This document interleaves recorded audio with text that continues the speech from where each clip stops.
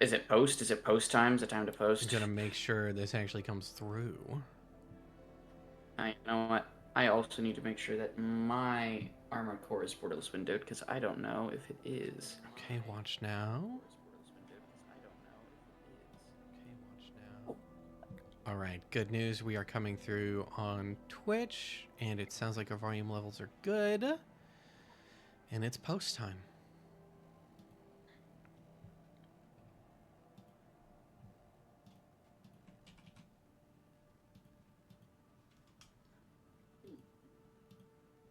Gonna go start the event in the Dinoberry Discord.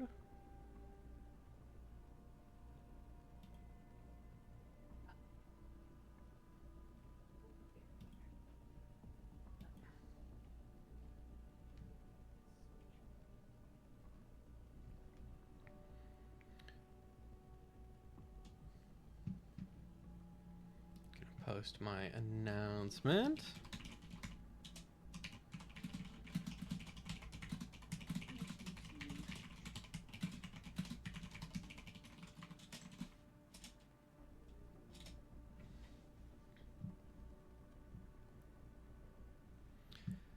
Hello.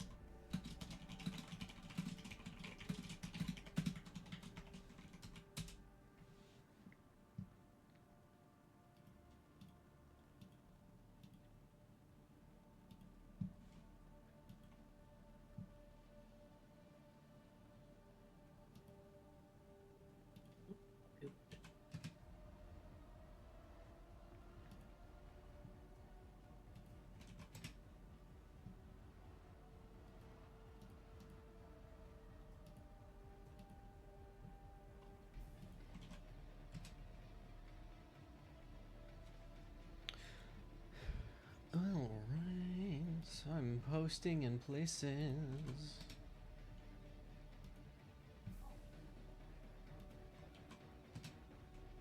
Marking things as red.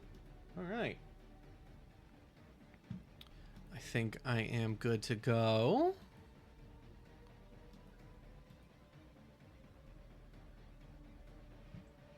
Quinn, how are things on your end? You set? Hello?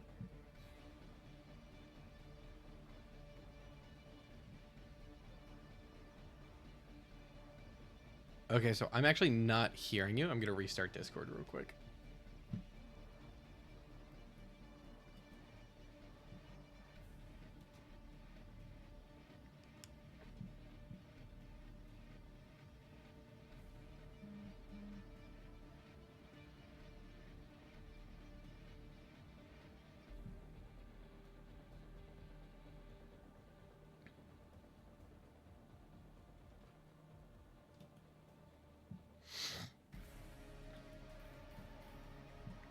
Can you say something now? real quick, Okay, what's there you go. I happening can is hear my you. controller died and I can't find my fucking USB-C charger anywhere. Oh no, that's important. Why didn't you charge it overnight? I thought it was charged, but my sibling has been playing Expedition 33 on my computer. Oh no. I know, I Chat know. shouts out for Expedition 33 before we go live, I guess. Yeah, I'll keep looking. I'll be back soon. Oh my god, Quinn's gonna have to play Armored Core 6 on mouse and keyboard.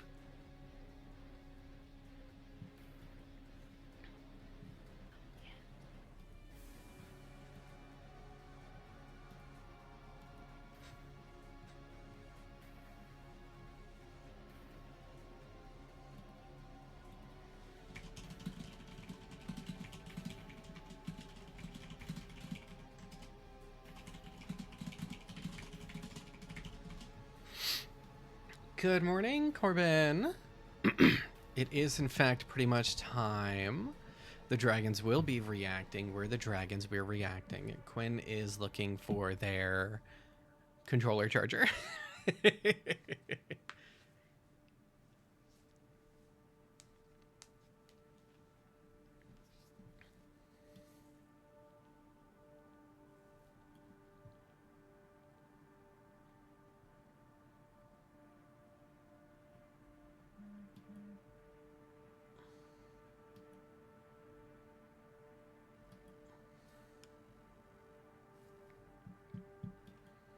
Oh, I don't have closed captioner.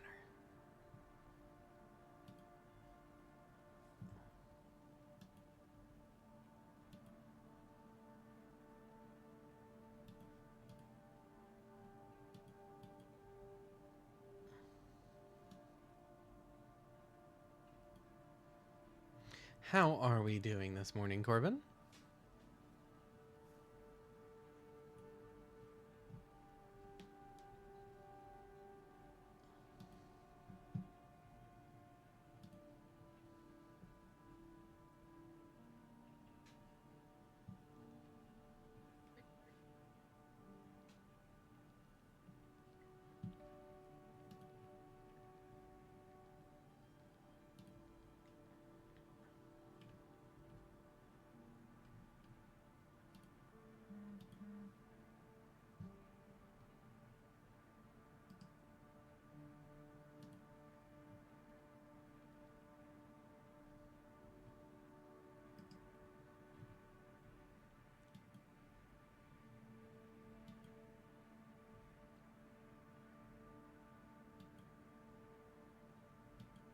That sounds like such a good time. Oh my god. Wrestling in the park? Yeah, that sounds pretty great. And yeah, I do think I know what you mean. I also yearn to get into a mech and die tragically. In Dragon Reactor. Embers, Ashes, Moments, and Stars. Crowdfunding now on BackerKit. bytes.rip/streams.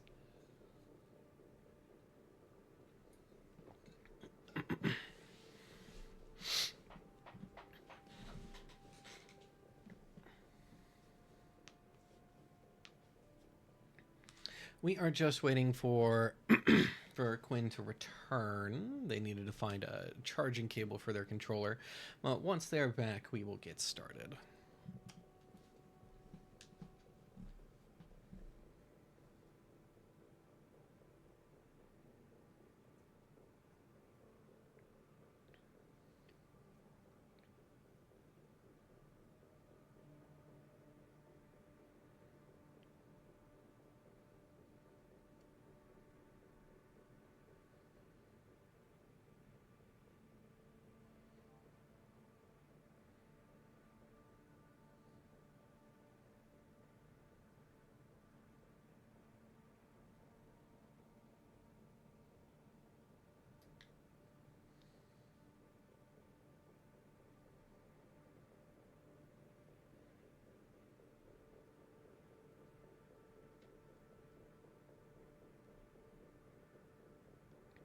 How is the audio levels? That's always the part of a stream that makes me nervous. Is the music coming through all right compared to my voice?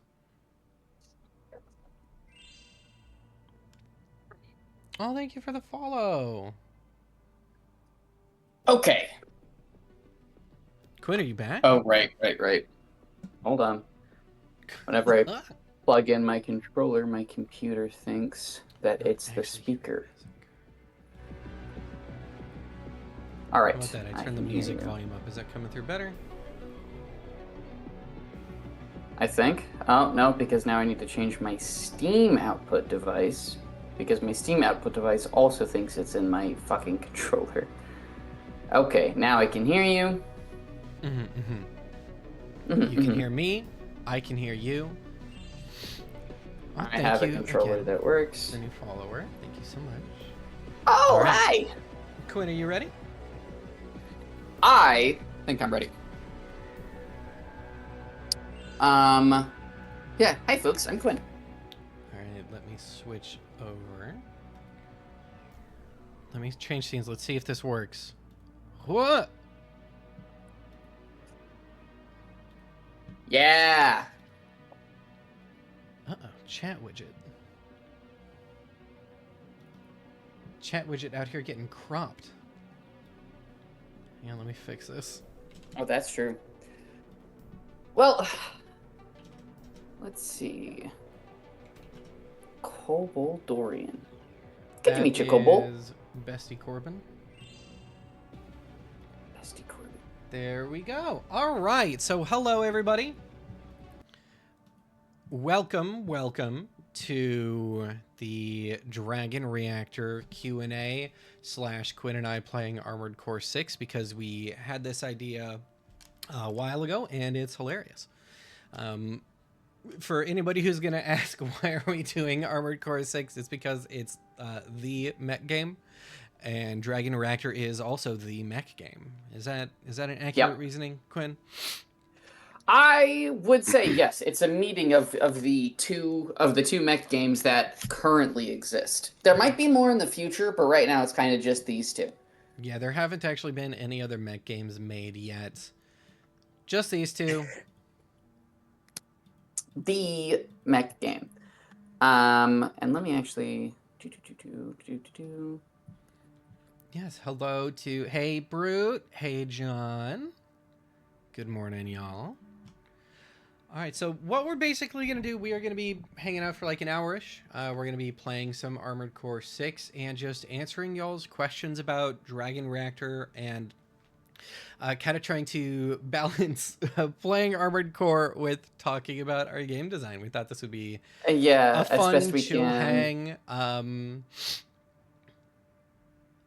Yeah, this is just a nice way to start our Saturday morning.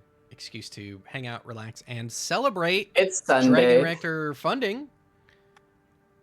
Dragon Reactor did in fact fund, and it's all thanks to the support of all of you, some of y'all who are watching, and some of you Viewers catching this like VOD you. later. Yeah, PBS style. Hey, Sebi. Welcome, Oh, welcome. Iron Brigade, you're not fucking wrong. Remember the fucking Iron Harvest RTS? That was a weird one. Get my mic up a bit. How's that? Is Oh, that any better? Sebi, yo! Hey, Sebi. All right. I think this is about as up as my mic can get, but I can figure out how to raise it more if we need to. Yeah.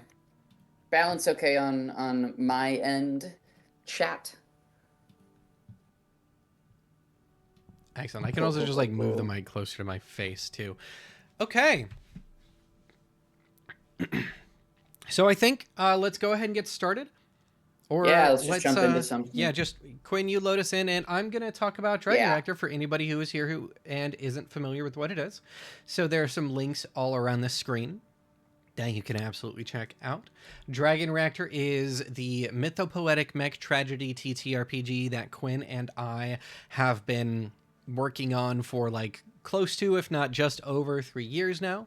We recently successfully funded on BackerKit. There's a couple weeks left. Any additional money that we make, every $1,000 beyond our funding goal that we make, everybody on the team is going to get a raise. I highly recommend that you check it out. The links are at the bottom of the screen. That's bytes.rip/dreams to go to the actual campaign, and bytes.rip/dreams demo to check out the free demo that is currently available right now. There's a lot of cool stuff in the demo. And it is quite importantly, especially if you are a layout person, the layout is a demo exclusive from Jam. So the full game, the layout will be different. Which, like, I mean, obviously, but Jam made some cool fucking choices that will not be repeated in the main game. Mm-hmm. Luna is our artist for the layout on the main game, and she's gonna do an incredible job. I love the samples that she did. Seriously. On the page, they're so sick. Yeah. So we're just trying to like get to the completionists among you. Yeah, absolutely. Yeah. Oh, okay. Right. We're opening up our freaking. What? We're opening up the path, is what we're doing here. I have to remember my Armored Core buttons. Oh yeah, no. I mean, this is not I mean, I think even compared to last time we played, I'm in terrible condition. Why are you in terrible condition? Just like, oh wait, Tired? that was the wrong arm. Not tired. I just don't remember how to play. Oh yeah, But that's what I thought last time, and I first tried the helicopter, so I True, can't be true. that bad. Well, it could be. I could be. You're right. I could be. Right. Oh, yep. That Oh motherfucker. yeah. We're Ooh, opening up. jeez. So we're a few missions in at this point because we did play it to like test style the multiplayer, because you never know how this stuff's gonna work with mods. So I think this is like the 4th mission. Yeah, something like that. I'm trying to remember the frickin' repair button. Up on the D-pad. Up on the D-pad? It was up. I tried all the other ones, but I forgot to test that. You can't be forgetting to test up. I am at. No one ever looks up. No one ever tests up. You're doing the guy? Yeah, I'm doing the guy. I'm here to win, Quinn. Oh, sorry. I was just fucking around with some normies. That's fine. Let me. So I think it would actually be fun to kind of start talking about like why armored core for this, and it's not just haha funny doing armored core in co-op. Playing Armored Core is specifically this one is a big inspiration for Dragon Reactor, and I think I think when you like see the game in action like this, you can kind of tell why. You are the armored cores in this game are very much like they are dragons in a sense. They're super powerful. They're more powerful than like all of the regular units. And that is like a big part of the design in Dragon Reactor. It's the whole point of Dragon Reactor. You're piloting the Gundam, the armored core, all that. And I think it really comes, I mean, it comes through when you're playing solo in this game, but it also really comes through when you are flying around, with your buddy, with the 2nd Armored Core, just absolutely wrecking shop. Yeah, because like the more overpowered you are, the more Dragon Reactor it is. And fittingly, it's still fully possible for you to get your ass stomped. Yeah, big time. I mean, that's the thing is that it's there's an interesting balance, I think, in Dragon Reactor between like us telling you correctly that you are super weapons that can take out an entire army, but also like death and destruction still being on the table. Like the fact that both of those are true at once is, I think, kind of always present in mecha fiction in general, where you have that fantasy but also that danger. I don't know. I think that that's fully correct. I also want to, what Sebi's saying in the chat, I can absolutely see the I won't miss moment happening in Dragon Reactor. Oh, yeah. That was, yeah. Yep. I don't know if we, like, explicitly quoted that to each other, but that stuff is always happening. There's a moment in Iron-Blooded Orphans, another big inspiration for Dragon Reactor, that it's the same vibe, but goes kind of differently, and it's phenomenal. And that's another moment. Like, it's all about... We've described it as a push your luck game, and I think that that is very accurate. And yeah, Cobalt Orion in chat, Corbin, yeah, invincibility until you're forced to remember the flesh. There's a quote from a Friends at the Table mini-season that I think about a lot, said by Jack DeKeat. They said, Austin, do you know what the weak point of a mech is? And Austin said, what? And Jack said, the fucking pilot. And I think about that a lot, especially when designing Dragon Reactor. I mean, that's why only one of the condition tracks is for the mech, right? You're not playing as the mech. You're playing as the pilot. My boyfriend's generally. Here. Rusty V4, my boyfriend is here. Right. This fucking guy. Sorry, I had to acknowledge the best. Right. Whoa, fuck. Whoa. Okay, so we've got a. Right. This dude. Ow! Oh god! I'm clipping. I love this fucking game. Oh no, Nova! Okay, Damn, so armor. we have to Fuck like you, get. armor. Eh. Ah, god damn it. Okay, is Oh, it? Well, okay, let me okay. hit it with the melee. Yep. And going in. Cool. Hey, Ollie. Thank you so much for coming by, hanging out, around, watching bitch. Quinn and I play Armored Core, talk about Dragon Reactor. We're currently fighting a big boy boss. This game is so fucking good. Much like Dragon Reactor, Ember's Ashes Moments and Stars currently crowdfunding on Much BackerKit like that game. bytes.rip/streams.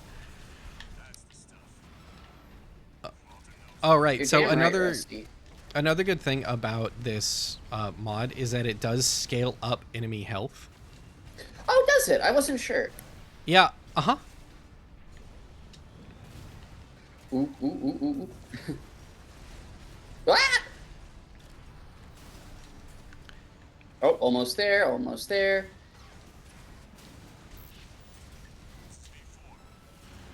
Get him.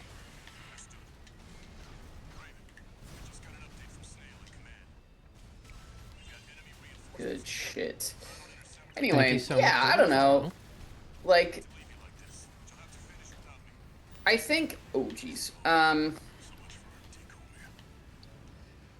It's interesting. We mentioned this in an interview or two, maybe, but we actually initially called the GM role in Dragon Reactor the Handler. Yeah.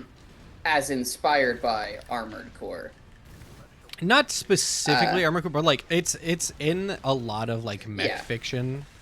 Oh, is it? Okay. Yeah, it's very classic that like Ooh, the handler is the okay. person that is, you know, giving you your missions and guiding you through like, you know, holding your leash. Right. Yeah, which has a little bit of extra thematic resonance in Armored Core specifically. You know, and it's not as if like I think that we were thinking a little bit more about like, oh Jesus Christ. Potentially we were thinking a little bit more about ouch. Like the mercenary angle or something like that. Because, I mean, it's not as if that's a bad fucking angle. A lot of games do that. I'm thinking actually here about the original MechWarrior game. I actually got my hands on, like, a print copy of first edition MechWarrior a while back. And that's a really interesting read. But that definitely takes it for granted that you are, like, merc types. Yeah, Which is a really good framing for a campaign. And there's definitely, you could definitely play Dragon Reactor as merc types. Yeah. But by kind of moving away from that angle, we were able to really figure out how the game wants to speak. And we have a question from Corbin. Ooh. What relationships do pilots have with their opponents versus what relationships do pilots have with combating factions mechanically? So with the opponents themselves, I think that typically the only Check on chat. the only mechanical relation that you have to like an opponent as like a tie is going to be with the rival, but like any unique pilot could become a rival technically. Rivals are like a pretty key part of the character growth and character creation. The relationships there is that, I mean, rivals take up a spot on your character sheet. You see them every time you look at it, and some of them have the ability to manipulate your character sheet in a very fascinating way. Like the warlock can steal refrains from you. The noble can establish themselves as an anchor for any pilot. The combating factions, the relationship there. So we specifically did not want to do like faction relationship meters like a game like Blades in the Dark Yeah. has, because that was going to be too much crunch on top of it. So mechanically, the only strict relationship is in the conflict clock in a versus. Everything else is about like the fictional development and fictional positioning of the story, is I think how I would describe it, because it's constantly you're winning and losing conflicts, and that is steering the story in one way versus another.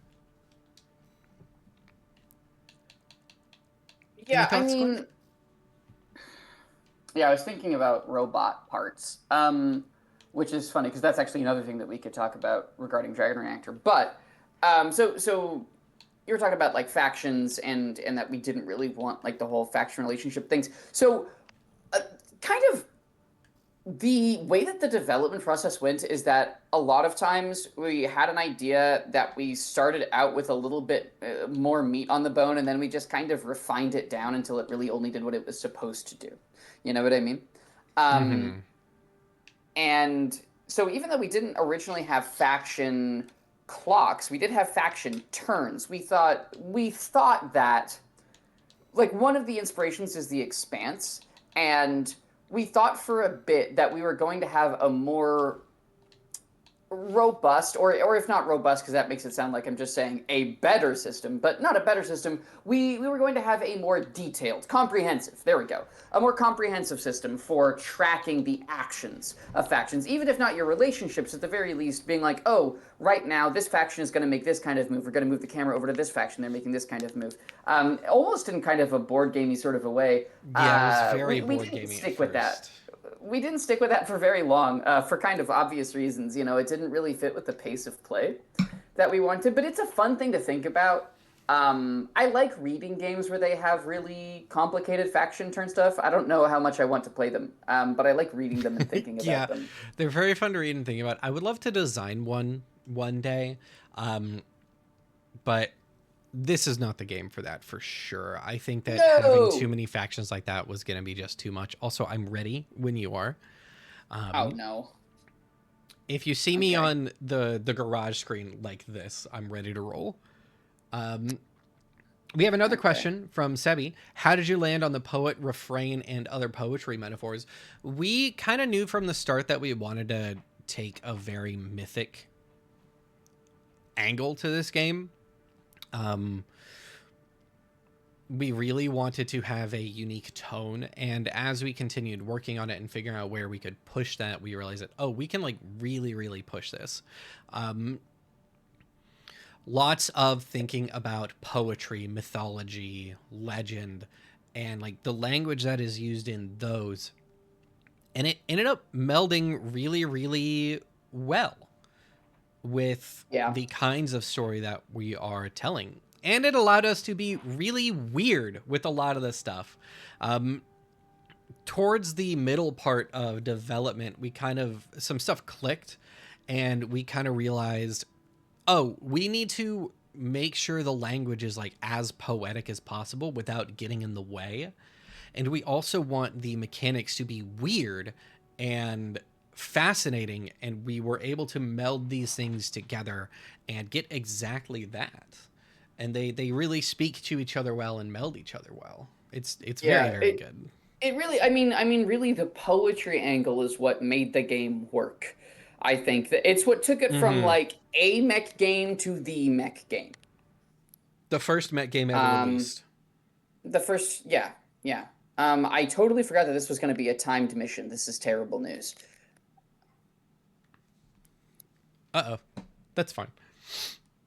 I hate timed Sebi, mission. there actually is kind of a game that is going for what you're describing. I think Yeah, yeah. what is I was it? looking at that microscope. Microscope, that's the one. Okay, what are we doing You here? were thinking microscope or maybe Kingdom, right? Because I that's was like by thinking the of same Microscope. person.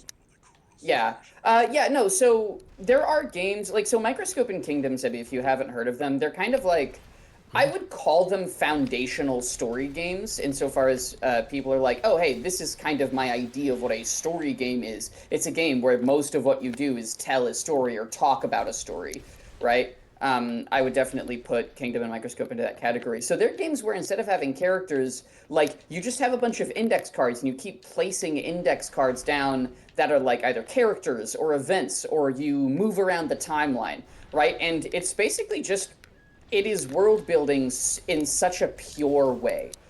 Um, so yeah, I would call that the kind of game that you're thinking about. I would check it out. I mean, people love those games. I think like a new edition of Kingdom just got released recently, didn't it, Nova? I think so. I have not gotten to play Kingdom, but I have heard it played.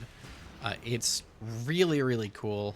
I think Follow is another really good game along those lines. It kind of like zooms in and out, but it's not specifically about factions or like. Oh no. Yeah. But it is quite good. What is happening here? Oh my god, motherfuckers. Can you Quiet, yeah. believe it? Quiet Year is also really good. Yeah, yep. Or I mean, hey, how about Beak, Feather, and Bone, right? Which I just picked up at Gen Con. You know, tons. Beak, Feather, and Bone actually is a really good example. Or shit, Grasping Nettles from Grasping Adam Nettles, Bell. very good. Yeah. Grasping Nettles is an absolute Oh, banger. let me go down the If you pit like here. this kind of a game. Where are you going, Nova? What the fuck is I'm happening? going down the Oh pit. yeah, this dude. Yeah. We should spread out to see if we can find more of these. I've only ever been able to find like 4, so we're doing great. We've got 6 retrieved, but there is a motherfucker down here, I'm pretty sure, isn't there? Yeah, there he is. Or there she is. Wah. Another good question from Corbin. What kind of conflicts is Dragon Reactor best fit to storytell? What tensions lie within how pilots are affected or isolated from war, or even just extended large-scale conflict? So Dragon Reactor is like about... Ooh, sorry. This is an armored Yeah, core. we're locking in. Dragon Reactor is primarily about a long-lasting war. Although, I guess technically speaking, there's a very good chance that it doesn't last long if you're unlucky. Yes. Yeah, if enough rolls go bad, things could woo boy. I think I would say that Dragon Reactor works well when it works specifically well when war is bad. Like, and I know that seems like a really like obvious thing to say. I know it's like, wow, Fellas, what a fellas, useless. has war ever been bad? That's the question Dragon Reactor asks. No, but it works really well. I think when you lean into the just the blood and wreckage of it, and okay, there are a lot of games in which war is a backdrop to tell another kind of story, Yes. right? This is not that. This is a game explicitly about war itself and being in it. There we fucking go. Now I don't sound like an idiot anymore. It's like something I actually think about a lot, right? As a genre head, as someone who spends a lot of time thinking about what genres do. So there's a lot of times when genres themselves are usually containers for themes, right? And some genres play well with some themes. Like I think superhero. I love using John actually just superhero made and a great shonen. example. John just made a Oh, great example. perfect. This War of Mine versus Battlefield. Amazing example, yes, amazing. And so like I think to compare us to like our contemporaries here, Lancer is on the battlefield side of things. You are generally going to be, and not always, but generally going to be telling stories about a number of things with a number of different themes using Lancer, right? There's a lot of game that you can play with Lancer, but Dragon Reactor, the themes are built in, they're specific, it's war. That's the goddamn theme. So yeah, I think that's all. That's all I need to say about that because we got some other cool questions in here. Yeah, let's see. Um, How do the conflicts change the player characters? Do they carry scars, metaphorical or literal forward? Um, yeah, I. we don't So have a mechanic for that, but I would we don't absolutely say it. anymore. We did have a Hmm. moment during Aftermath that was like, what new scars appear on your Oh, mech, and what do they mean yeah. to you? We took that one out because people were really having trouble figuring out like what that meant. Um, Hmm. Or like just remembering it. It wasn't something that mhm. lingered, which Yeah, it should yeah, have been. but very much like characters literally take woes, they take injuries, and it takes time and effort to change that. Characters also have refrains which are given honestly from like traumatic moments and intense moments. I think a lot about in our ongoing playtest campaign. Huckleberry Viper, I think about a lot. Huckleberry is played by Yeah. Emma Harvey, our character's artist, and poor Huckleberry has gone through a lot. There was a high magnitude attack that she did that did not go well, and she ended up basically being fused from the waist down into her mech. Um, Yeah. and that has become like a very important part of that character moving forward. Also, just thinking about how these characters deal with loss, because pilot death has thus far been very common. I think in 5 playtest campaigns, we've had 3 characters die. 5 playtest sessions, we've had 3 characters die. And that really shapes not only the way that the surviving pilots feel about everything, but the way that their players feel about those die rolls. So Yeah. this like Are you ready these to load in, Nova? yeah, I'm ready. Cool. Um, these scars are not just for the character, they are also for the player in a way. It's a fun, like, controlled level of bleed, I think, and I'm very happy with how it turned out. Yeah.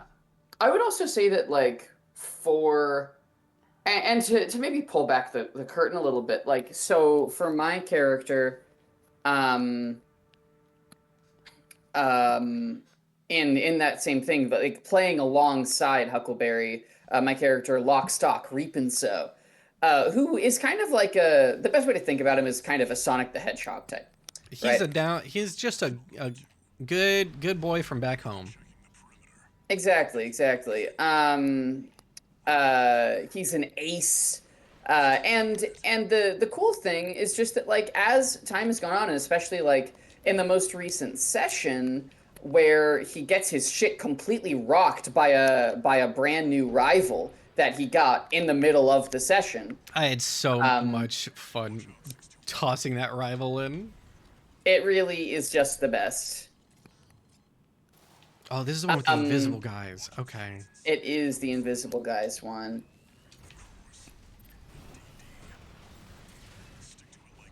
Da-da. Yeah. But it's really like watching his relationship to war change as he starts to feel less and less in control, I think is a good way to put it. Because he starts out super cocky and super like, yeah, I'm the ace, whatever. And but as time goes on, Oh, he's been less and less of a big fish in a bigger and bigger pond. Um, and that's like there's something that the rookie can do. It's the rookie's once ever move, as you might be aware, is that they can become once they can turn into any other archetype. And Mm-hmm. I'm kind of like in my head, I'm kind of like I almost want everyone else to also be able to do that. Like I don't think we should put that in the game. It's too late for that, but I like the idea of Lockstock or other characters getting the chance to show that war has changed them by I changing from I one kind love of the thing to idea another. of I love the idea of running a campaign that starts with all rookies. Oh yeah. I really think that the sign of a game the sign of a game with longevity, like replay value, even though that is a term that has some kind of obnoxious, like, It's kind of like knock-on right up effects there from with video what's your gaming. page count. Yeah, right. You know, like, oh, replay value. But I'll say this about Dragon Reactor, which is that I'm constantly thinking of other campaigns that I want to run or other aesthetics that I want to employ Yeah. for it. Like, just the other day, I had this idea where you are like literal, like prehistoric Stone Age cave people, and the dragons are actual dragons or like monsters that you've bonded with. I love that. You know, and like, does that technically violate some of the truths in the game? Yeah, but like, what the fuck ever, you know? They're just there to start you off. So that's just something that like, Dragon Reactor is the kind of game that is always making me think about what if I did this? What if I did that? What would it be like to play with it? And I like playing. I like playing games. I like playing with games. That's the whole fucking point, right? We have another question. What are We have players so many not? good questions. Y'all are Yeah, doing yeah, great. yeah. Y'all are doing excellent. Thank you very much. What are players not allowed to do that creates tension?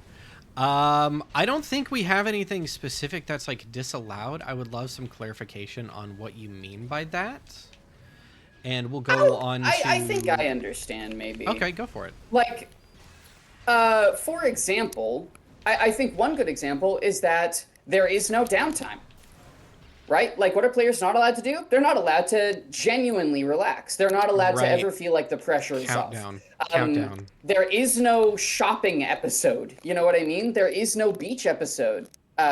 You are completely subsumed within the structure of war. There's I no think it was way last one. out while you are playing this game. I think we You tried to can't go back choose to down. do something else. Oh, nope, there he is. Where'd he go? Yeah, this guy's giving us a merry chase here. Oh, Uh, there he is. There he is. I got him. ooh. Another question also from Corbin. What a player... No, no, no. Let's see. What's some good friction? So I think that this is because you had mentioned mechanical and fictional friction at some point, and like how we have some of that in here on purpose. I don't remember. That was in response to something you said, I think. Friction. I'm thinking about it. I'm thinking friction. While you think about that, John asked I what... Go Yeah, ahead. by all means. John asked, what kind of No, yeah. structures did you envision for what mechs look like or their design purpose? So this is actually really fun. We didn't have anything specifically in mind. And during the setup phase of the game, you actually describe those aesthetics yourself. We've had a lot of different aesthetics throughout our various playtests. We've had sleek and smooth. We've had statues. We've had gold and chrome. We've had junker crafts. Like, there's no limit and no specific thing that we have in mind for that. Yeah, It's just there's about really like what fits the story that you are trying to tell. Oh, right, it's got this fucking pulse thing. We need the fucking pulse gun counter. God damn it. Totally forgot about this stupid pulse Yeah, guy. I forgot. I saw it in the parts shop and I was like, don't I need that for something, T?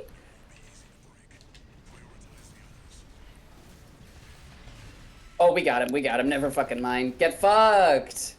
Nice. We still have to take out the invisible guys. Yes, which feels like it's more in your wheelhouse than mine. The problem is I have no thrust. Bruh. Okay. Hello, welcome to the stream, Faruko. We are currently trying to fight invisible guys, and it's going. Oh, you bitch. Poorly. So John asks, what kind of structure... Oh, no, I just answered that. Sebi asks, do you know Extreme Meat Punks Forever? Meat mechs running on blood, punching fascists? Yes! The video game is incredible, and the TTRPG was designed, at least in part, by the designer of Quietus. Oh, Quietus is so cool. Quietus is a really great horror game. Yeah, Quietus is I'm a a lot big of fun. fan of that. There's like Quietus and Locus are two really cool horror RPGs that, like, if you're into that kind of game, I recommend both of those. My first game, Travel Not Advised, is like kind of in that space. So, Mm-hmm. but I think both of those really have the juice. I love horror subgenres, but that's kind of off topic, I guess. Corbin asks, what kinds of yearning are in your game? Parentheses important. Aha! Aha! Finally, I get to talk about the Mm, noble.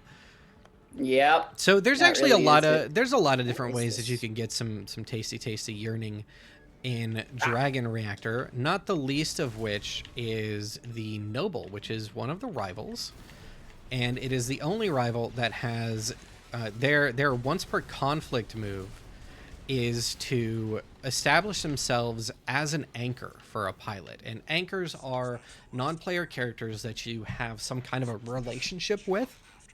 The only like key important part of an anchor is that you have to care about what they think of you. It doesn't matter what yep. angle that takes. You care about what your anchors think of you. And the actual like meat of this kind of comes through in moments, which are positive and negative, and they are triggered by banes and boons throughout a conflict. Basically, poet can give you a negative moment with an anchor, which is like, oh, they feel thumbs down about that, or you can give a positive moment with one, which is like, oh, they like this. And once an anchor has 4 moments during your next countdown, you get to have a scene with them that reflects like how that relationship is changing. The fact that a Mm. rival can establish themselves as this means that they are going to be there. Like the rival is the noble rival is designed as enemies to lovers. That's that's why I put it there at Genuinely, least. yep. Full on, full on. That is the point. All right, I need to get a new engine, Oh, I just got a new engine myself. and I'm gonna go equip it. Yeah, There we go. Because but yeah. I'm big. I have to Let be me check. I Let have me to be check big on chat. boy. Lockstock Reapin. So yeah, it's like it's his first name is Lockstock and his last name is Reapin. So with hyphens. Why noble for the class name? Oh, it's a char thing. It's char. It's It's yeah, char. straight. It's It's just char. charisable. It's just char. But there's also I also think that like we were thinking about what the original once per session or once per conflict move for the noble was make moves towards their ulterior motive. But then we were like, that's fucking vague. And so instead of that, we gave the noble an ulterior motive, or rather, we gave them a way to express that or navigate that, which is by trying to form connections outside of their faction, right? So they reach into your faction and they start trying to use you for whatever reason, right? Maybe they just want to offend. Maybe that's what they're trying to use you for, or maybe it's something else, right? And so that's why the noble is connected with that because the whole thing with Char, spoilers for Gundam 0079, but he's working towards his own goals.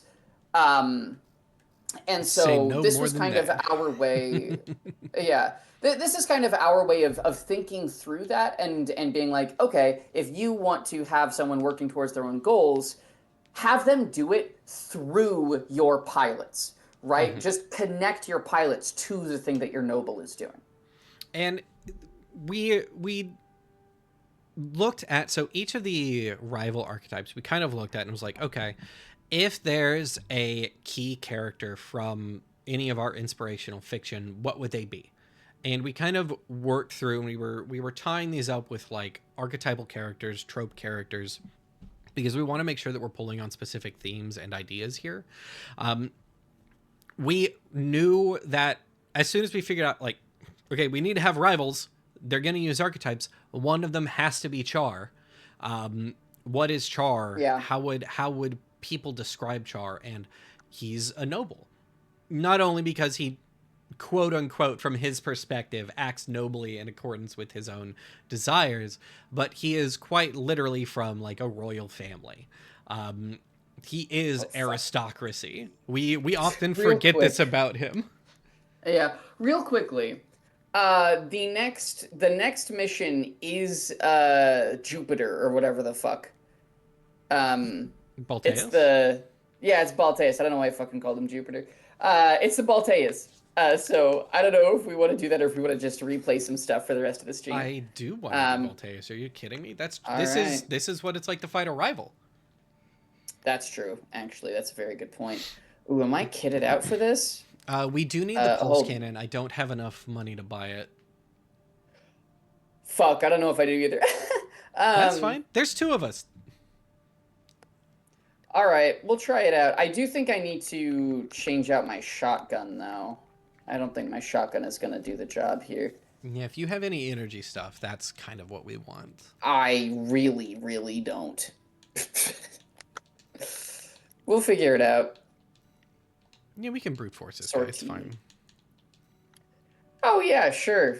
We can. I mean, I'm granted, not with scared. two of us, hopefully the positioning stuff is going to be a little easier. We'll be able to kind of pincer this son bitch. We'll see. Brute We'll see. says, I love that you don't have suggestions for what dragons look like. It leaves a lot of room for what kind of setting you're playing in. I could imagine Mm. close future, distant future, otherworld, but I could also imagine more of a steampunk or even D&D's Eberron setting. Funny you say that. We had a like grimdark dieselpunk playtest session that actually became the setting that is included in the demo. Yeah, I think that was actually more steampunk, or at least in my head it was. I imagined it as muddy and gross. And Ow! then Ow! Gaz said, Ow! "Well, Oh my god! Balteus is tough, but we're dragon pilots, so we're gonna win." Yeah, if these fucking cannons don't take me out first, Jesus. They won't. You're a big boy. I'm actually a very small boy. I am a little guy, and it's not my birthday. Oh no, it's not your birthday. That means they can. It's not even my birthday. That means they can, in fact, destroy your whole Yeah, ship. exactly, exactly. I'm glad you see the dire straits I've put myself into here. Um, but yeah, ah man, yeah. Don't I fucking know it, dog? Anyway, Okay. what's up? What's up with chat? Let's see if chat's doing something. Let me hide for a second and look at chat. Wow. Okay. All Sure. pace was That's fine. challenge. Yeah. What? I was seeing it for friends at anything.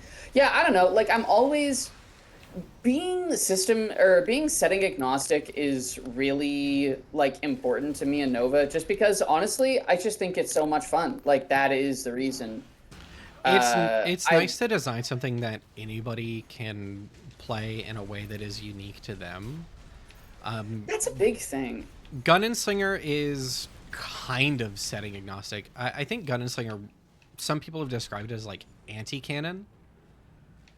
And I think for Gun and Slinger 1, I would agree with that for sure. There's no specific canon in the book, but I do like have my own. I have canon answers for the setting of Gun and Slinger. Sure. Oh, excuse me. V4 Spiderwolf, yes. Ooh, ooh, ooh. Ibis is tough. Oh, Sola, here we go. Woo, woo, woo, woo. Ah, God.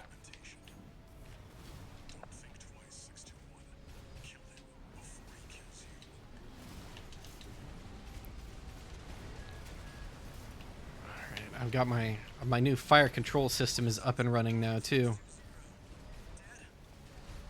Oh, oh, oh, oh, oh. There we go. Load limit. Yeah, buddy. You love to land that big hit. We do love a big hit.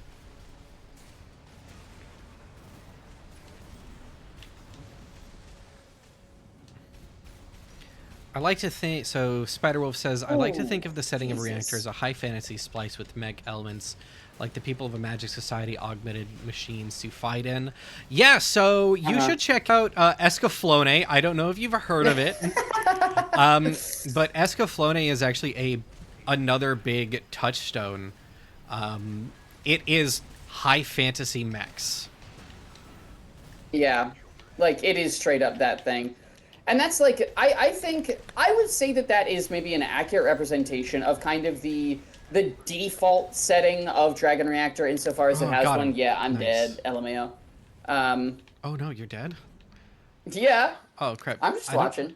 I'm I don't know vibing how. out. I don't know I how can respawning check works. chat. Yeah. Yeah, a high fantasy spice with mech elements.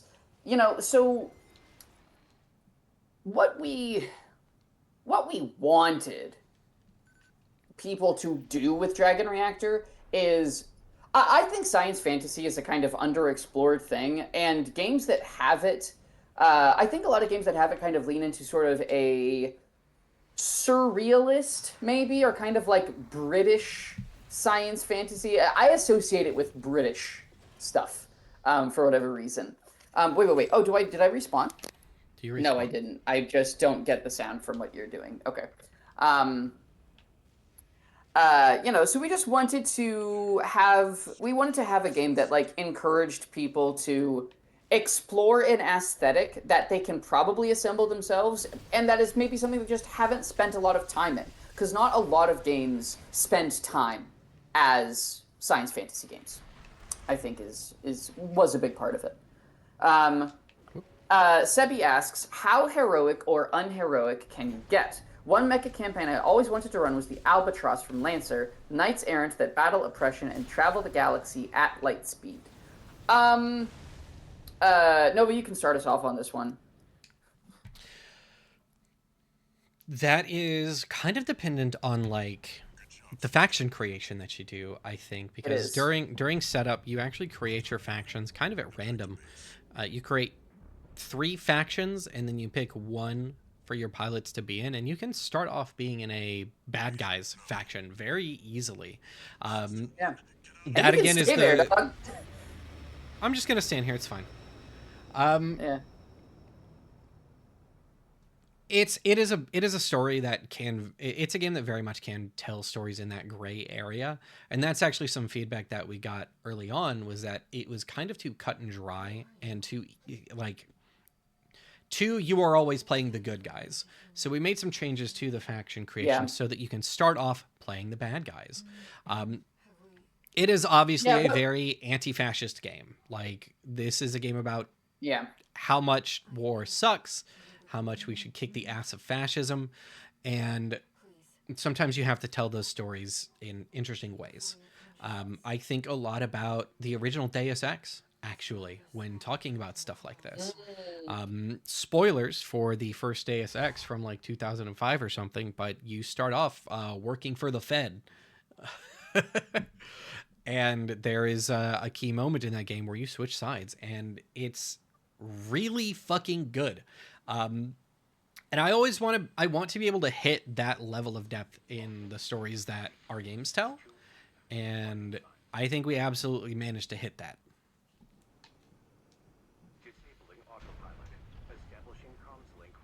Yeah. I think like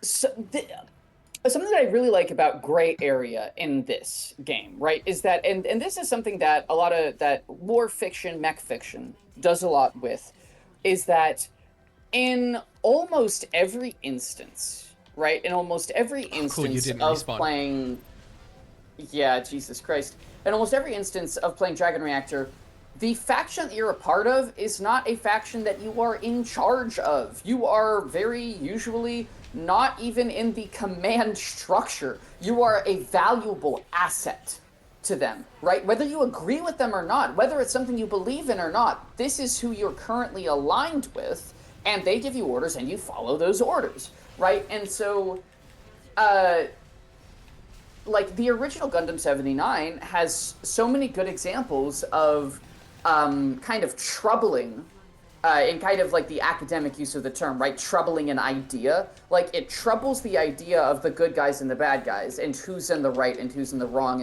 and what it means to be a soldier in the war, you know? And so, exactly, yes, pilots as tools themselves, bang on. And so it does this great thing where like there's a really thorny thing that happens in RPGs where people are like, but what if I want to play and explore what the bad guys are doing? and then it devolves into a huge argument on Blue Sky. But what I like about the way that it works in this game is is simply that, like, because you're not the one making the calls, you're the gun in the hand. I think that is a space people are more comfortable playing in and thinking about, especially if they're empowered to try and change sides or to struggle against the place that they begin or the approach that they start with. They have that opportunity to change. Or you could just play as the bad guys the whole time, right? Like, do whatever you fucking want. But I think that that's kind of some of the constituent parts that this game is playing with. Mm-hmm. I think, yeah, Sebi makes a great point. John makes a great point. Like, Yeah. pilots as tools, yeah, absolutely. Yep. And, it is a very classic mech and mecha trope. Yeah. I think, again, I think a lot about Gundam 0079. The Earth Federation are the good guys. And then in Zeta Gundam, they are decidedly not. Yeah. Yeah, and great pull. So Spider Wolf says, that sounds closer to the 08th MS team. Are pilots just a cog in the mech, or can they be more than the war they were thrust into and how it affects them throughout their struggles? Absolutely bingo bango there, Spider Wolf. Kobold asks, are there civilians in Dragon Reactor? Yes, frequently, although they are not really mechanized. It's not like Into the Breach or anything where it's like kind of a goal of the game. I think, like, depending on the conflict, civilians could be mechanized. It could be like, hey, here's a clock. That's how many civilians are surviving currently. You can play it like that. In our most recent playtest session, the enemy faction was targeting... Oh, I'm going to die. Yeah, you're fucked. I did pretty good for first try. The enemy faction was attacking a town. And I started a clock that was how long until the town gets destroyed. Yeah. Yeah, that's what I was thinking about. And that's very Into the Breach. Of course, there aren't any civilian player characters, which is something that, I think is kind of interesting. One thing that I love about Beam Saber is all of the playbooks that are not you're a mech pilot, right? It's all of, like, the support playbooks. I think that's a really, really cool thing in that game. But it's just, like, not something that Dragon Reactor is really equipped to do, or the Dragon Reactor thinks is interesting. Go ahead and hit retry from checkpoint. Yeah, buddy. Spider Wolf says... So I guess there just aren't Dragon mechs. There aren't just Dragon mechs, and there are printable mechs for other... Right. Oh, Jesus Christ. I did not realize that the checkpoint just launched me straight the fuck in. Oh, it put me at the beginning of the map. What the hell? Okay. It launched me into Balteus, so we have discovered an interesting quirk of the... Great, well, just stay alive till I get there. I did not. You already died? Yeah. Do me a favor, hit start, and then retry from checkpoint. See if it'll let you do that. Restart from checkpoint. Let's see where it starts me. Yeah, I'm at Balteus. Okay. Oh, it's bringing me forward. Oh, it is? I think so. No, it put me back at the beginning again. Oh, interesting. Well, that sucks. No. Okay. We cannot grind Balteus together. That is a tragedy. Sebi, yeah, this is how it feels. Well. Yeah. All right. Well, let's just X out and just replay some missions that we can do together. Yeah, absolutely. Feel free to take us out of this. I did. Oh, I'm still in. Oh, fuck. Yeah, you're still in my squad, so I guess you just have to also quit. Can you quit? Yeah, I can quit. How did you develop Magnitude? Oh, that is a great I actually want to loop back story. to Spider Wolf real quick. Oh, right. Yes. So we don't have like, here are the different types of suits that enemies can have. It's just you make up what you need. Again, dependent on your story. The only thing that like strictly has a set of capabilities are the pilot's dragon silhouettes. Rivals also get silhouettes for their dragons, but the poet never rolls any dice, so it is just there for like fictional juice. Other than that, it's, you know, throw in what you need to throw in what's cool, throw in what fits with your story. And yeah, go ahead and, one, load us into a mission, and two, talk about magnitude. Working on it. Let's see. What's a fun one? Yeah, we'll do this one real quick. Yes. Okay. So, kind of between these two. So, yeah. Sorry, I bet we got desynced because you died before the Balteus fight. I think that is what it did. Yeah. How do we develop Magnitude? So Magnitude actually comes from a dungeon crawler kind of neo OSR game called Errant by Ava Islam. Such a sick game. It's an amazing game. It does some really, really interesting stuff. And I strongly recommend you check it out if you have even a passing interest in like old school style dungeon crawlers. And so what it's from, there is a class. So you just left these dudes they are here. Called archetypes. What, I left some dudes? No. Yeah, there's like 6 dudes here that I'm killing. I was doing stuff. I'm going around.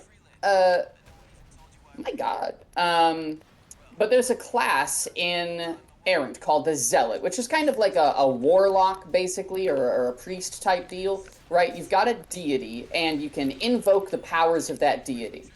And you do that with like a tiered system of miracles. But the higher up, the higher the tier of miracle that you want to achieve, the greater your chance of apotheosis, which basically just means the power of the god flowing through you explodes your ass, and you fucking die. And so, what I really liked about that structure, I'm fighting the dude over by the dam, by the way. Oh, good. Let me come over there. Ouchie. What I liked about that model was, what I liked was how mean it was. It's a really, really mean way to be like, oh yeah, your whole character, you're playing this character because you want to do magic, but doing magic is so fucking dangerous. And I think that's, one, very, very funny. And two, you know, we knew that we wanted this game to feel big and a little cruel. You know, we wanted that feeling of putting everything you have into something huge and it failing in just as huge of a way. Push your luck. Exactly, push your luck. So yeah, it comes from the miracles from Errant.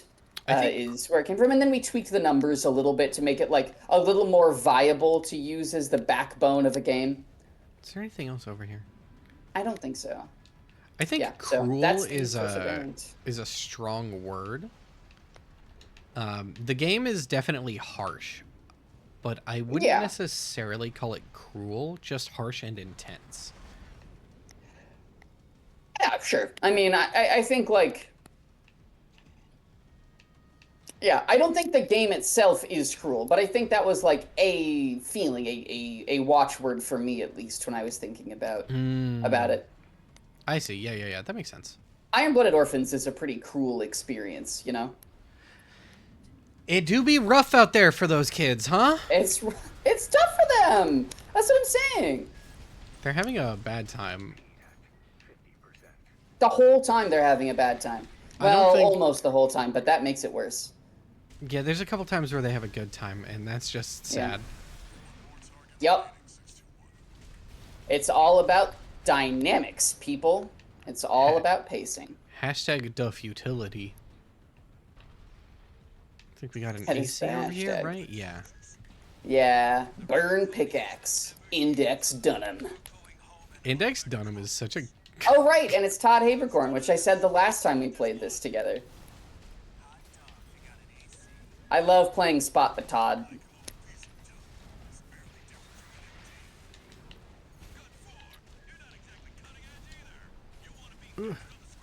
I I love the guns. They're so good.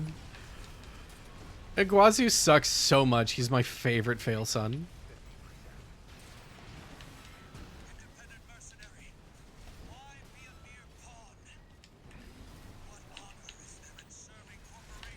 All right, and see the shit Index is saying right now. I mean, that's full on. That's exactly what we were talking about, right? Kind of returning to the thing about like, oh, there can be bad guy factions. Like, yeah, but I think there's something really fun. Like it what really made the whole thing work was when we figured out that at the beginning of play, you make 3 factions, and only after that do you decide which one you're a part of. Right? It's that asymmetry of it that really makes it sing. Yeah, absolutely. Good post from Sevi. I really like the idea of system not being set from the beginning of the mission, but that you can pull up a surprise system up to a limit if it makes sense. This and everybody thinking up consequences feels like design that really promotes creativity. And yeah, Yep. absolutely. It was an interesting challenge. Oh, and this was something that I wanted to talk about earlier, so thanks for bringing it up. But so there's something that is kind of a standard in other mech games that is completely absent in Dragon Reactor. Well, almost completely. And that is like parting mechs out, right? Lancer is entirely Yes. buildcraft, armored core style, swapping pieces and bits out to make your guy.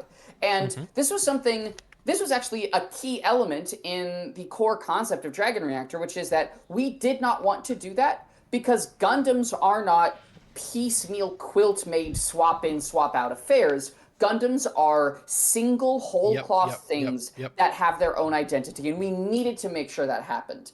And so then we had modules that came in, which were really important because they gave you that flexibility, that kind of, more narrative style, kind of quantum gear flexibility of being able to adapt to a situation without losing that individual sense of who your mech is. And I use the word who quite intentionally. Um, so yeah, that was another fun thing. Is that like we didn't want to have that thing of like, oh, I'm going to bring this gun. I'm going to swap out my boosters. I'm going to swap out my engines. We didn't want that kind of gameplay. We wanted it to be, this is my mech. It does this stuff. If I want to, I can make it temporarily do different stuff as the situation needs. But that stuff is never like, it's not incorporated into your mech's identity. It's Absolutely. stuff that you Yeah. layer on top, and that's really important to the feel of the game. Oh, can you start an arena mission? I can start an arena mission. Because those are how we get the two Oh, ships. yeah, yeah. So it is. So it is. I would love to know if we Let's can do those go. together. Yeah, I'm loading us in. I don't know if you're in. You in? It's loading me. And yeah, Spider Nice. Wolf. It also feels like it promotes cohesion and consequence from Poet to the players. I love the idea of not hot swapping parts. Yeah. The arena I'm in is empty. That's probably because I'm in a tiny little cutscene. I bet it's not going to be empty in a sec. Oh yeah, I have something showing up on my HUD, but it is invisible. Oh, you are also not here. I don't see you.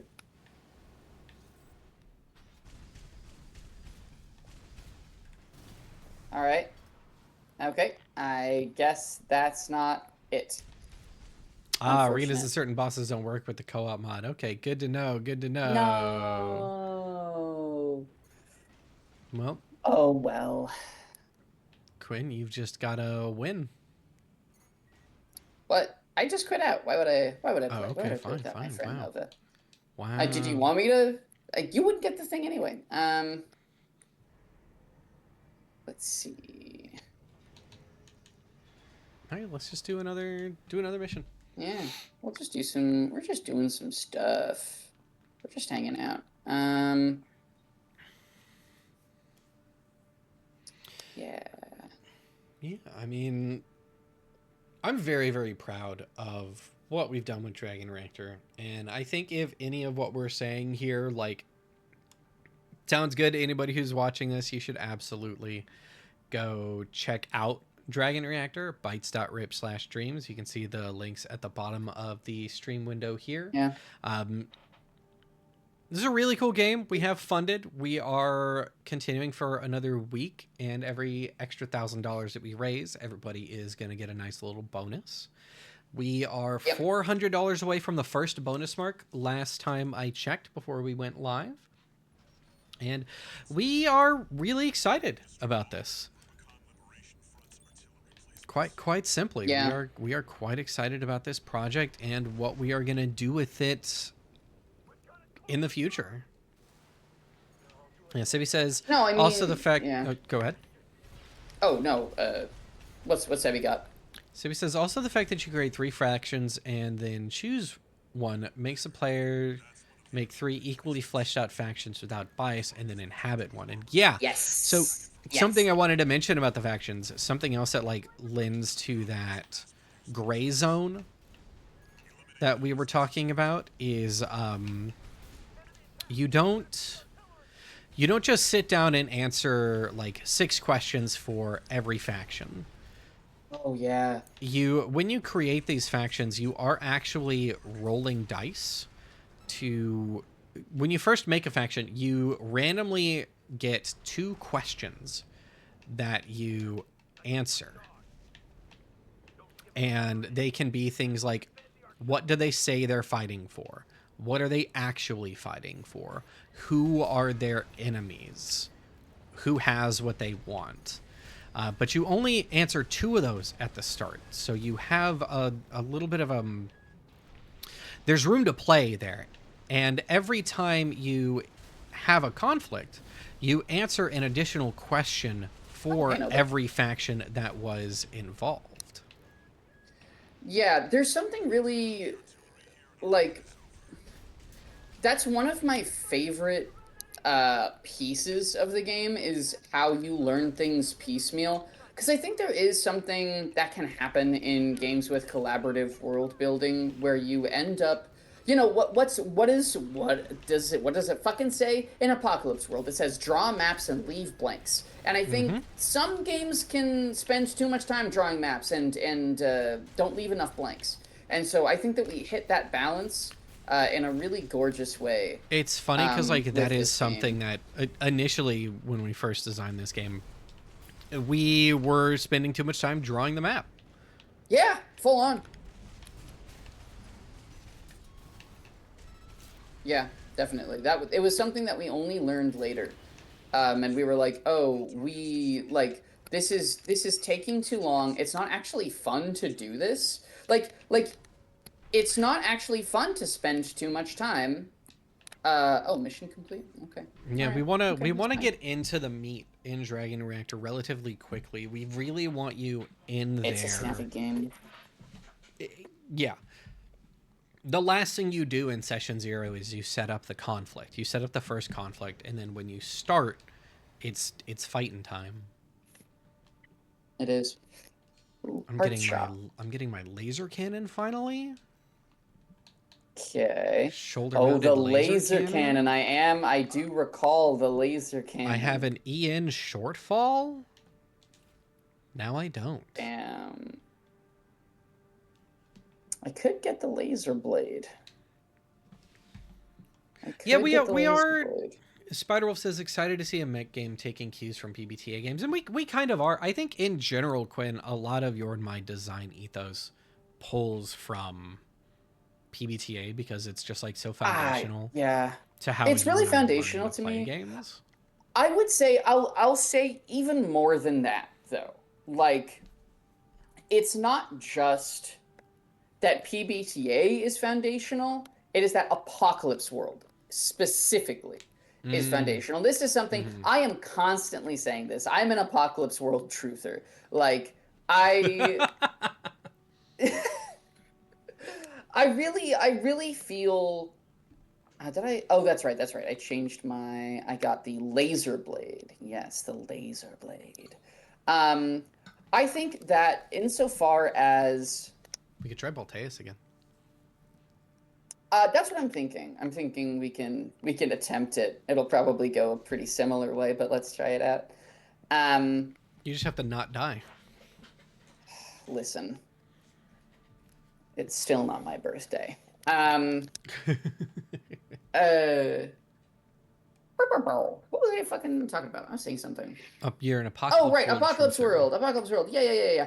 It's just I look. This is not like a super controversial take in 2025, but most games that are PBTA don't do a very good job of taking the lessons that the original Apocalypse World teaches.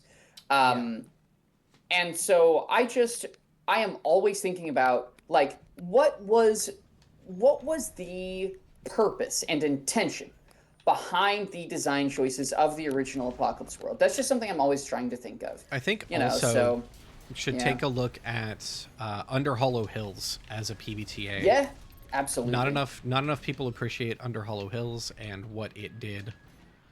And yeah, Sebi, if you've only read Monster of the Week, there The are worst PBTA game, and I'm not even messing with you. yeah, it's it's definitely a PBTA game. It does some stuff that I like, but I can like things that are bad. And Yeah. I don't think that Monster of the Week is especially bad. I just think that it's old at this point. A lot of design ethos, especially in PBTA, has like grown in a way that I think the first and even second generations of PBTA games just did not have a shot of keeping up with. Yeah, I mean, uh, and certainly, I don't mean to be caustic or abrasive when I say that I think Monster of the Week is bad. I think it's funny to say it, because it's a game that so many people know. It's me being a little, me You're being a being a little little, stinker. I am being a bit of a stinker, but it really is like I do think that when I say that there are Hi, PBTA games Jess. that I don't think really are listening to Apocalypse World, I think Monster of the Week is a good example of a game that doesn't. Um, I would also, if anybody likes Monster of the Week, recommend Bump in the Dark by Jax Thomas, which I think does everything Monster of the Week does significantly better by drawing from Forged in the Dark and Slug Blaster. Um, Time to yeah, kill this guy again. Oh, skip the cutscene. I did skip the cutscene. Hi, Jess. Welcome to the stream. We're trying to fight the hardest boss in the game. Not Yeah. this guy. What if it was this guy?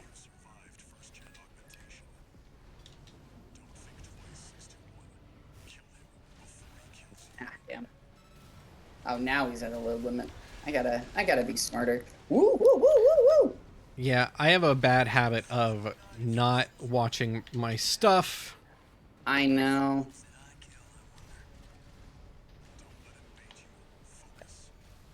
FromSoft makes good games. Also a controversial statement. Yeah, I think that's a really controversial opinion, actually. Yeah. Ow, ow, ow, ow, owie.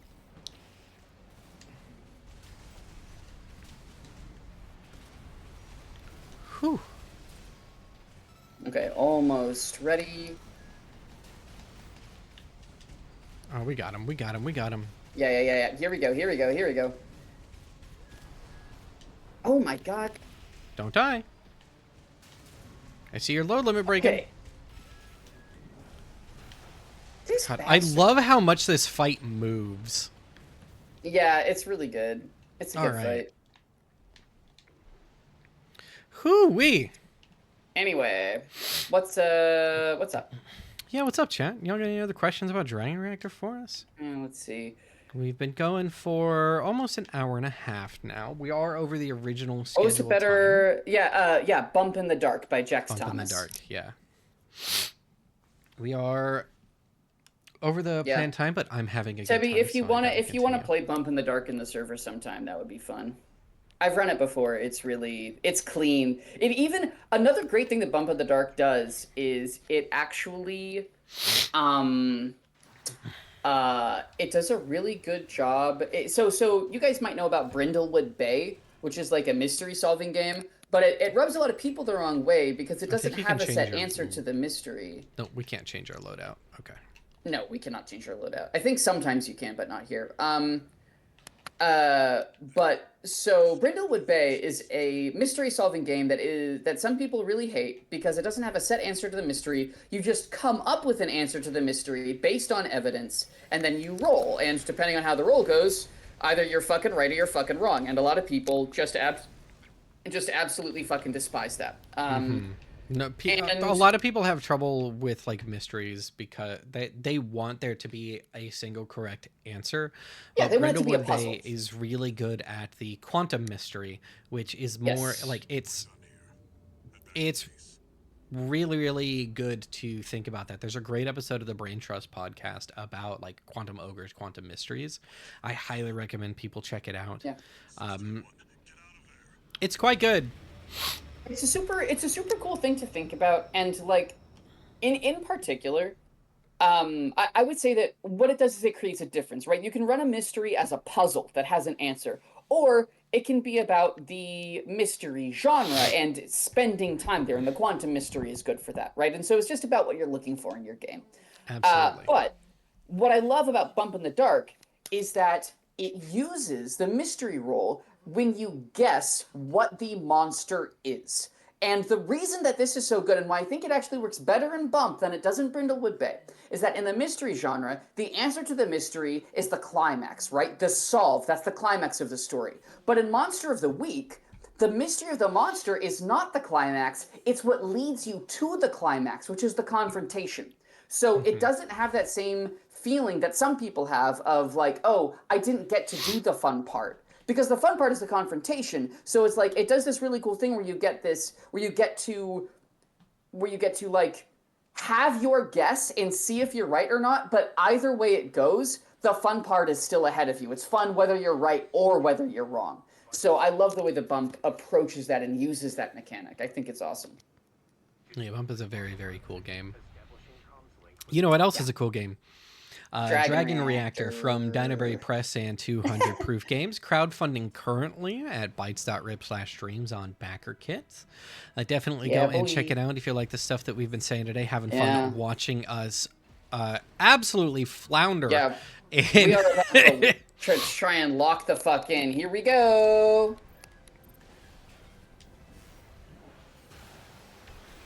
oh my god. Oh, cool, cool, cool. I got hit by every missile. Hey, got him.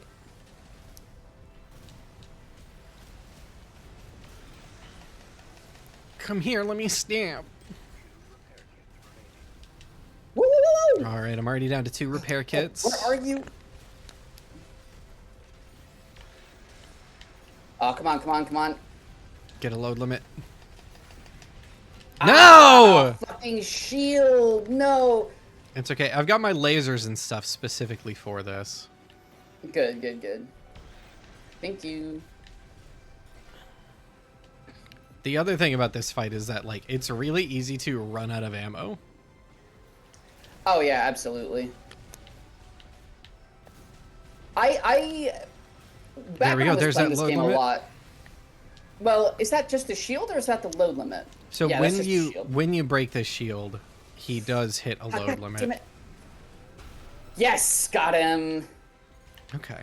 We're doing all right. Yeah, so far this is going okay. It seems like my long hours practicing against this guy have stuck around.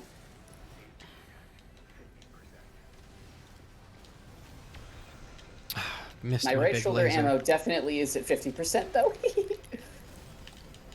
Come on, yep, there's that shield. Ooh. Zoinks Scoob. Yeah. Yeah, once you practice against him a bit, it's actually pretty decently easy to avoid everything. Just circle strafe the motherfucker, really. Huh. I wish we had someone else to keep reading us questions. Nova, do we want to talk a little bit about like secret stuff or like expansion ideas that we have? Yeah, absolutely. Ooh, Oh, ooh, he's ooh, doing the pulse. ooh. Oh, wow. Yep, Yeah, I totally forgot about forgot that. about that. Oh, I'm down. No, what? No, fuck. Okay, all right. I'll see Yeah, if I I'll can bring take it care of home. Woo! you play. I'm gonna talk to Oh chat. shit! There's no way I can take the shield down by myself. Ah, Yeah, you fuck, can. fuck, You've fuck. got it. You got it. You got the I am juice. not kitted out for that. So Spiderwolf says it's either about the bread, the start, or the start and end of a mystery climax and the meat of the situation, which, like you said, is the confrontation, or how did we get here type beat. I think talking about Monster of the Week versus Bump in the Dark. Sebi says it's Mm-hmm. always funny to me that the pulse guns in AC are these silly little bubbles. I do love a bubble gun. Yeah. I do think the bubble gun is quite good. It's so funny that you talked about like being able to dodge all these attacks. I have such a hard time dodging Balteas. Well, this is The because I'm incredibly dedicated to playing games the way I want to. So I have spent a very long time practicing against Balteus with my melee only bullshit. Oh, good. Yeah, So neither of that's us why I can brought dodge all this we stuff. we It's specifically actually a talked lot about. easier to dodge him if you are playing him that way, I will say. I mean, yeah, because you were up close and you get to get past all the missiles Exactly, before yeah, they yeah. home in on you. I do think it's very funny that none of us brought the pulse gun like we had Pulse talked about. gun, it is very funny. It probably is what's going to mean that I can't win. Oh, I don't then know. I think again! you've Then got it. again! Oh, zoinks. Wow. Did you just get Fucking low even limited? Steven. I did. Oh, uh-oh, uh-oh, uh-oh. So I like can't see your health bar or anything. It's very funny. I have half health and no things. I don't think I can I think you quite got manage it. this. It's just gonna come down to A little bit of the luck. shield. Mm-hmm. That's kind of the key factor at this point. Oh no, he did hit me that time.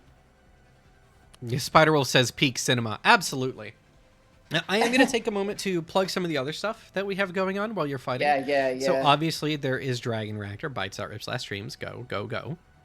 Help us fund some more so we can give people plenty of you No! died. Oh You well. died. You died. You did die.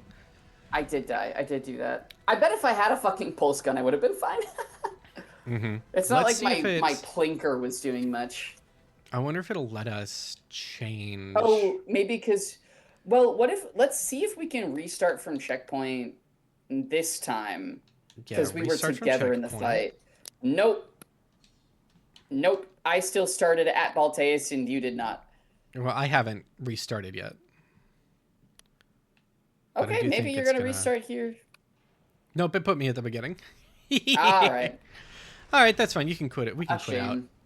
Yeah. We've been going. We've been doing the dang stream anyway. Yeah, I think that honestly is probably a pretty good point for us to stop. We've gone an hour and a half, so I do just want to say again, thank you all for coming by and asking your wonderful questions. Definitely check out Dragon Reactor. The links are again at the bottom, bytes.rip/dreams. Yeah. You can find Dinoberry Press at dinoberrypress.com. Yeah. I also recommend you should head to Jam's Twitch channel, twitch.tv/dinoberryjam.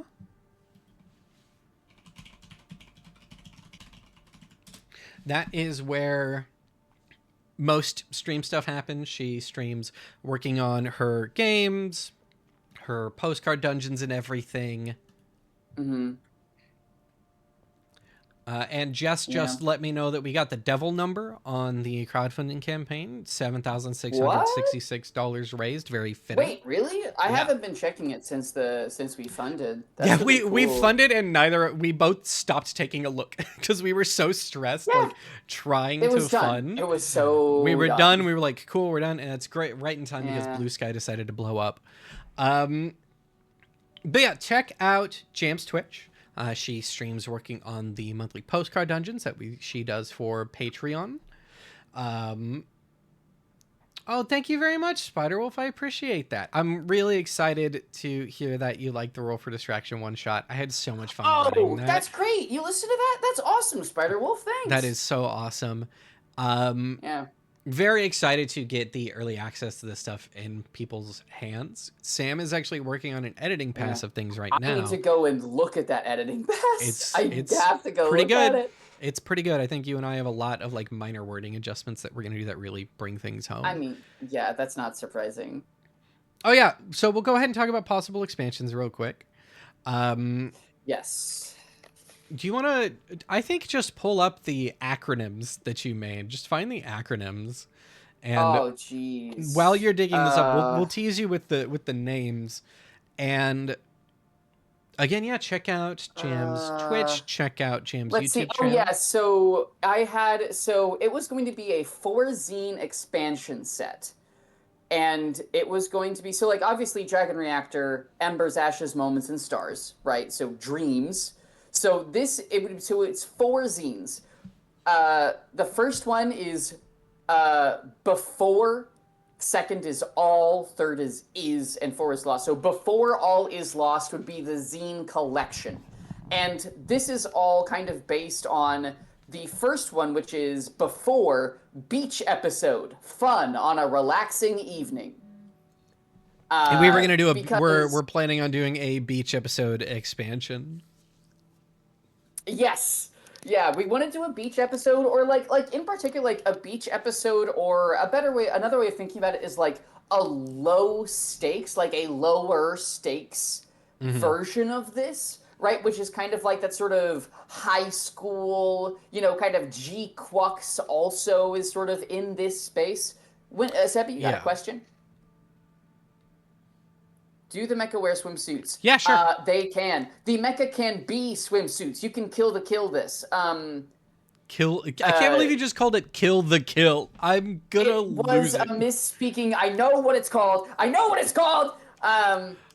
But yeah, that's one Yeah, of the expansions. We yeah. really want to. It is a mix of like lower stakes, and we really want to add a new way to play like Sports. social stuff. Yeah, We social stuff really too. want to bring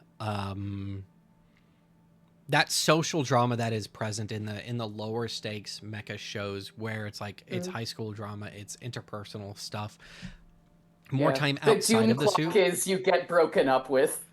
um I think that's a really funny way to do it. Right? Like. We have a lot of ideas for. It's going to be these expansions. I think the way that you and I have talked about them, the desire is for us to Yeah. create them in a way that is like equal parts expansion and like completely new way to play, but Yeah. also modular, can be slotted onto Dragon Reactor to tune that experience in different Yeah. ways. But each of these expansions is just as strongly as we leaned into the theme of Dragon Reactor, we're going to lean into the themes in other ways in these Yeah. expansions. Like doing a beach episode is very clearly like, okay, you've had your trauma, now have a Mai Tai and enjoy the sunset. Yes, Double O. I think Double O and Iron Blooded Orphans have really really good like shore leave episodes. Mm-hmm. You know what I mean? And I think that's something that is part of the genre, but we just didn't want to in the main game, we didn't want to take focus away. We wanted to be like this is the thing that we are fucking saying, and we don't want to say anything else right now. But the expansion scenes are going to let you start weaving in other moments and kind of literally just expanding the gameplay, right? The other thing that I'm really excited about for the expansion scenes is like solo stuff and more support for one poet, one pilot play. Mm-hmm. Things that make that kind of play feel a bit more fleshed out. Because I think you could have some really powerful gameplay experiences one on one or solo It's that you can't definitely really have with more mm-hmm. players. It's definitely doable in the game right now, but it is not the most supported thing. Exactly. You You just you have wanted to be a little to bit flesh it clever out. with it, so we would love to go in and add more Yeah. juice. Um, I think those are we'll leave it at those two. We'll Obviously, leave it like at double Gundam, like 0079 is a one poet, one pilot, and one rival game. I guess Rumbarol is a rival too. Actually, Rumbarol is a rival. no. Rumbarol's But just your best friend. true, we love Rumbarol. We Anyway, love yeah. So Rumbarol. that's kind of the stuff that we're thinking about. So keep an eye out for that. It's probably like a ways out, this entire project, for a lot of very good reasons. Mm-hmm. But it's something that is really on our mind and that we're really excited to do.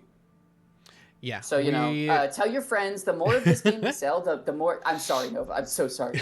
Tell your friends, the more of this game gets spread around, the more people play it, the better our chances of being able to make these expansion scenes. So, Yeah, uh, just have fun playing 100%. Dragon Reactor.